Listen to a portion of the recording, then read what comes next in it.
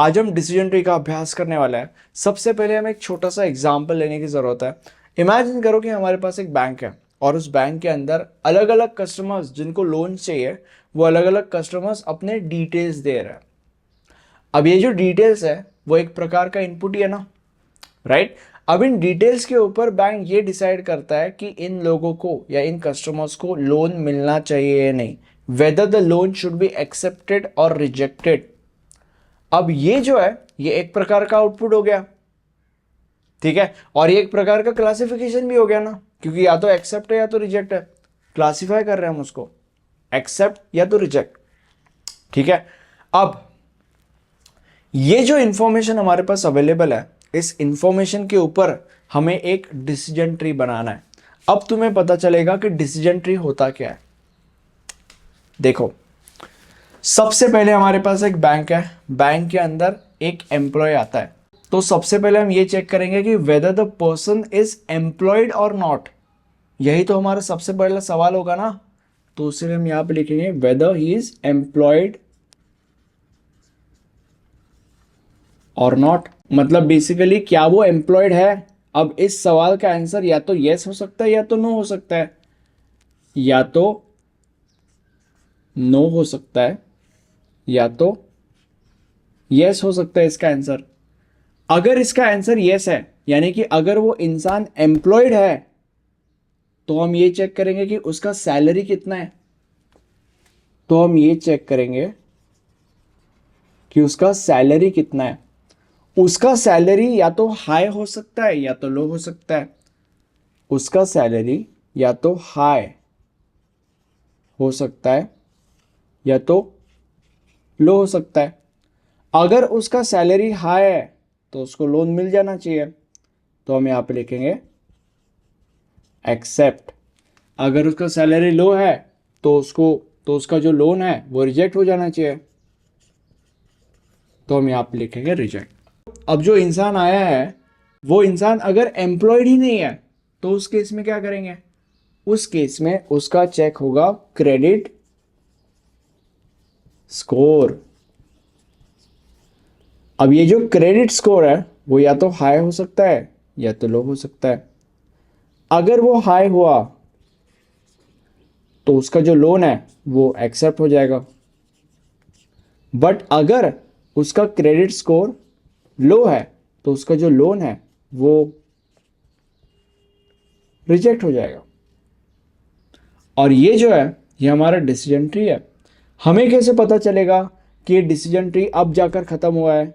क्योंकि यहाँ पे देखो, बॉटम लाइन में हमें हमारे प्रश्न का जवाब मिल चुका है कि लोन को एक्सेप्ट करना है या रिजेक्ट करना है। यही तो हमारा मेन क्वेश्चन था ना। तो जब हमें हमेशा हमारे प्रश्न का जवाब मिल जाता है तब हमारा डिसीजन ट्री समाप्त हो जाता है, ठीक है। अब तुम्हारे मन में सवाल आएगा कि ठीक है, ये सारी चीज़ें like we got it, but इन सब चीज़ों की ऑफिशियल नाम क्या है? बताता हूँ। Relax, take a chill pill. तुम्हारे हर एक सवाल का जवाब मेरे पास मिल जाएगा। तुम्हारे हर एक दुविधा की चाबी है मेरे पास, ठीक है। अब ये जो बड़े बड़े नोट्स तुम्हें दिखाई दे रहे हैं, जैसे कि एम्प्लॉय हो गया, क्रेडिट स्कोर हो गया, सैलरी हो गया, इन नोट्स को हम कहते हैं डिसीजन नोट्स, ठीक है। इन नोट्स को कहा जाता है डिसीजन नोट्स, ठीक है। अब ये जो डिसीजन नोट्स है इन्हें हम नॉन लीफ नोट्स भी कहते हैं। अब अगर ये तीन डिसीजन नोट्स है तो ये क्या है? एक्सेप्ट रिजेक्ट, एक्सेप्ट रिजेक्ट, इन्हें हम कहते हैं लीफ नोट्स, ठीक है। ये इन्हें कहा जाता है लीफ नोट्स। और अभी हमें कैसे पता चलेगा कि यही तीन डिसीजन नोट्स है, और हमें कैसे पता चलेगा कि यही चार लीफ नोट्स है? अब देखो, जो डिसीजन नोट्स होता है वो हमेशा आगे डिवाइड होता है। ये डिसीजन नोड है, आगे डिवाइड हुआ है। ये डिसीजन नोड है, ये आगे डिवाइड हुआ है। ये डिसीजन नोड है, ये आगे डिवाइड हुआ है।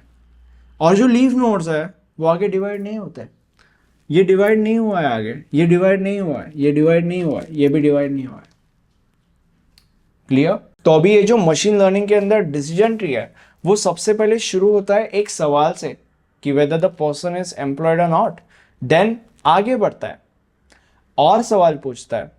जो पिछला सवाल है उस सवाल के उत्तर के ऊपर ये निर्भर होता है कि अगला सवाल क्या होगा, ठीक है। और इस तरीके से चीजें थोड़ी नैरो डाउन होना चालू हो जाती है।